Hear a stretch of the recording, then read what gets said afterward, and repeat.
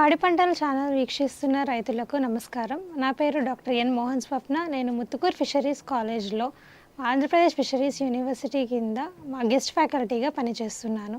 ఈరోజు మనం చూసుకున్నట్లయితే మనము ముత్యాలు లేదా పర్ల్ కల్చర్ గురించి మాట్లాడుకుందాం. ముత్యాల కల్చర్ అంటే పర్ల్ కల్చర్, దీన్ని ఎలా చేస్తారు అంటే కృత్రిమ పద్ధతిలో మనుషులు చేసే దీన్ని ముత్యాల కల్చర్ లేదా పర్ల్ కల్చర్ అని అంటాము. మనము ఒక గ్రాఫిటింగ్ పద్ధతిలో ఒక న్యూక్లియస్ని తీసుకెళ్ళి దాన్ని ముత్యం ఆలుచిప్పల్లో పెట్టినట్లయితే దాని చుట్టూ ఒక లేయర్ ఏర్పడి దానివల్ల మనకి ముత్యం అనేది ఫామ్ అవుతుంది. సో దీని వలన మనము ముత్యాలు అనేది సేకరించుకోవచ్చు.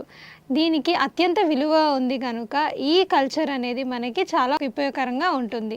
దీనిని రెండు రకాలుగాను సాగులో ఉంచుకోవచ్చు. ఒకటి మంచి నీటిలోను, ఒకటి సముద్రపు నీటిలోను మనము ఈ కల్చర్ అనేది చేసుకోవచ్చు. దీనికి స్థల ఎంపికకు మనం వచ్చినట్లయితే దీనికి మంచి నీరు అనేది చాలా అవసరం. అంటే మంచి నీరు అనగా సెలినిటీ బేస్డ్లో కాకుండా ఎక్కువ వాటర్లో పొల్యూషన్ లేని వాటర్ అయితే మనకి ఈ సాగుకి చాలా బాగుంటుంది. ఎందువలన అంటే ఎక్కువ సెలినిటీ కానీ దానికి యూజ్ చేసిన స్పీషీస్కి ఎక్కువ ఫర్టిలైజర్స్ కానీ ఎక్కువ ఉన్న వాటర్ మనం యూజ్ చేసినట్లయితే దీని గ్రోత్ అనేది తగ్గిపోతుంది. అందువలన మంచి నీరు అనేది మనకి చాలా ముఖ్యంగా ఉండాలి.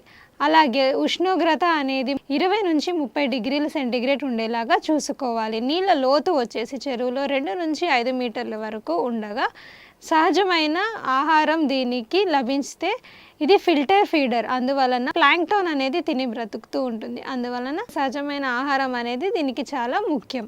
అలాంటి చోటుల్ని మాత్రమే మనం ఎంచుకోవాలి. ఎక్కువ సాగులో ఉన్న జాతులు ఏవి అనగా మంచినీరులో చూసుకున్నట్లయితే లామిలిడెన్స్ మార్జినాలిస్ అనే ఒక స్పీషీస్ లేదా జాతి, ఇంకొకటి లామిలిడెన్స్ కొరియానస్ అనే 2 జాతులు మనకి మంచినీరులోను, మెరైన్ లేదా సముద్రపు నీటిలో చూసుకున్నట్లయితే మనకి పింక్టాడా ఫ్యూకాటా, పింక్టాడా మార్గారిటిఫెరా అనే 2 జాతులు మనకి ఇవి సాగులో ఉన్న స్పీషీస్.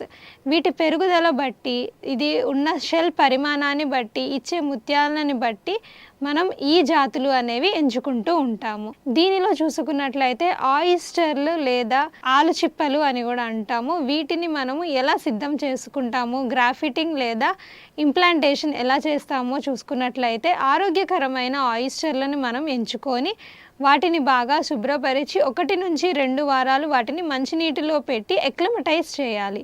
అట్లా చేసిన తర్వాత ఒక ఆలుచిప్పను తీసుకొని దానికి మనము గ్రాఫిటింగ్ పద్ధతిలో న్యూక్లియస్ అనేది ఇంప్లాంట్ చేయాలి.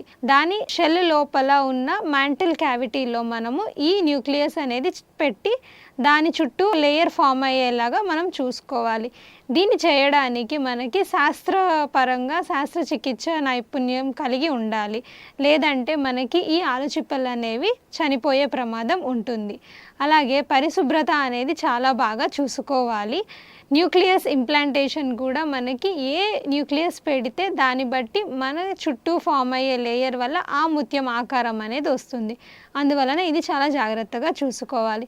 ఈ పద్ధతి ఎలా జరుగుతుందో చూసుకున్నట్లయితే ముందుగానే మనం ఎక్లమటైజ్ చేసుకున్న ఆలుచిప్పని తీసుకొని దాన్ని ఓపెన్ చేసుకొని దానిలో మనకి కావలసిన సైజులో, అది ఎంత సైజు కావాలి అనే దాన్ని బట్టి న్యూక్లియస్ అనేది లోపల ఇంప్లాంట్ చేస్తే అది మనకి దాదాపు 2 నెలల తర్వాత మనకి ఒక ముత్యం అనేది తయారు అవుతుంది. ఆ ముత్యం అనేది ఇప్పుడు చూసుకున్నట్లయితే ఇది ఆలుచిప్ప బయట ఇలా ఉంటుంది, లోపల ఈ విధంగా ఉంటుంది.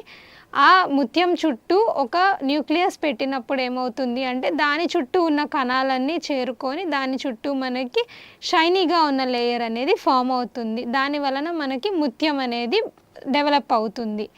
ఇది దాదాపు 15 నుంచి 30 రోజుల్లో ఒక శాక్ అనేది ఫామ్ అయ్యి దాని నుంచి మనకి ముత్యం అనేది వస్తుంది. ఇది మనకి 15 నుంచి 30 రోజుల్లో ఈ షైనీ లేయర్ అనేది ఫామ్ అవుతూ ఉంటుంది. ఇది మనం పెట్టుకునే న్యూక్లియస్ని బట్టి అది ఏ రకాలలో ఫామ్ అవుతాయి అంటే అందులో మనం ఏ న్యూక్లియస్ ఏ పరిమాణంలో ఎంత సైజు కావాలి, ఎలాంటి షేప్ కావాలి అనే దాన్ని బట్టి మనకి ఈ న్యూక్లియస్ అనేది పెట్టుకున్నట్లయితే ఆ ముత్యం ఆ షేప్లో మనకి ఫామ్ అవుతూ ఉంటుంది.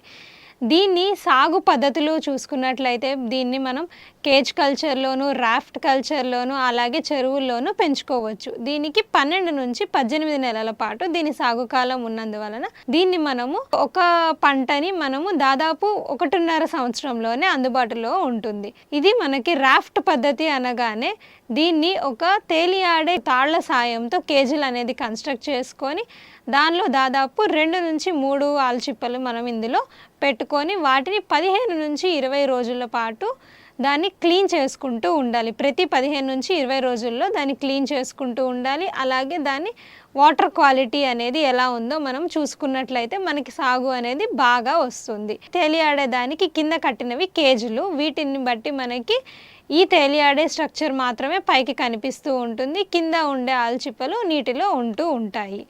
ఆ తర్వాత దీన్ని హార్వెస్ట్ చూసుకున్నట్లయితే 12 నుంచి 18 నెలల దీని సాగు కాలం ఉన్నందువలన మనకి ఇది 1.5 సంవత్సరంలోనే మనకి అందుబాటులో ఉంటుంది.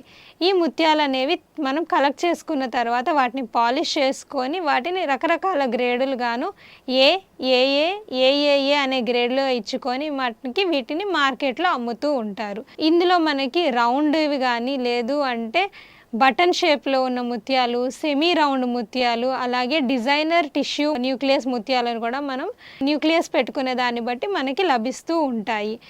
ఇందులో మనం చూసుకున్నట్లయితే లాభాలు ఎటువంటి విధంగా ఉంటాయి అనుకుంటే తక్కువ రేటులోనే మనకి ఎక్కువ లాభం వచ్చే కల్చర్ కాబట్టి మనకి ఇది చాలా లాభదాయకంగా ఉంటుంది.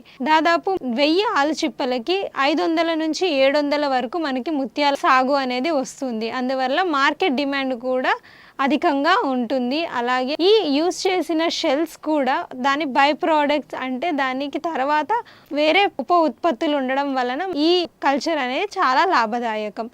దీని ప్రయోజనాలు చూసుకున్నట్లయితే దీనికి ఇన్వెస్ట్మెంట్ చాలా తక్కువ పెడతాం కాబట్టి చిన్న రైతులు కూడా దీన్ని సులభంగా సాగు చేసుకోగలరు. తక్కువ ఇన్వెస్ట్మెంట్, లాభాలు కూడా మనకి ఎక్కువగా ఉంటాయి. పర్యావరణానికి పరిరక్షణగా ఈ సాగు అనేది మనం చేసుకోవచ్చు. ఇందులో ఎదుర్కొనే సవాళ్లు ఏవి అనగా శస్త్రచికిత్స చేసుకోవడానికి దీనికి నైపుణ్యులు కావాలి. అందువలన మనకి ఇది ఒక సవాలుగా ఎదుర్కోవాల్సి వస్తుంది. ఎందుకంటే ఇది మనం ఇంప్లాంట్ చేసే పద్ధతిని బట్టే మనకి ముత్యం అనేది డెవలప్ అవుతుంది. అలాగే ఇది జాగ్రత్తగా చేయకపోతే ఆ ఆలుచిప్ప లేదంటే ఆయిస్టర్ అనేది చనిపోవడానికి కూడా దారి తీస్తుంది. అలాగే నీటి నాణ్యత అనేది జాగ్రత్తగా చూసుకోవాలి. తక్కువ సెలినిటీ లేదు అంటే తక్కువ వాటర్ అనేది సరిగ్గా ఉండేలాగా చూసుకోవాలి. ఇది మార్కెట్ డిమాండ్ బాగుంటుంది కాబట్టి దీన్ని జాగ్రత్తగా క్వాలిటీ అనేది మెయింటైన్ చేసుకుంటే మనకి ఎక్కువ లాభదాయకంగా ఉంటుంది. నాకు ఈ అవకాశం ఇచ్చిన పాడి పంటల ఛానల్ వారికి, ఆంధ్రప్రదేశ్ ఫిషరీస్ యూనివర్సిటీ వారికి ధన్యవాదములు.